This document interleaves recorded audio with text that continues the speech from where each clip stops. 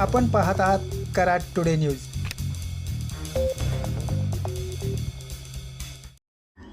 कराड दक्षिणमधील ओंड परिसरात अवकाळी पावसाने मोठ्या प्रमाणावर नुकसान झाले असून आमदार डॉक्टर अतुलबाबा भोसले यांनी शासकीय अधिकाऱ्यांसमवेत या नुकसानग्रस्त परिसराची पाहणी करून बाधितांना जास्तीत जास्त नुकसान भरपाई मिळवून देण्याच्या सूचना आमदार भोसले यांनी यावेळी अधिकाऱ्यांना दिल्या।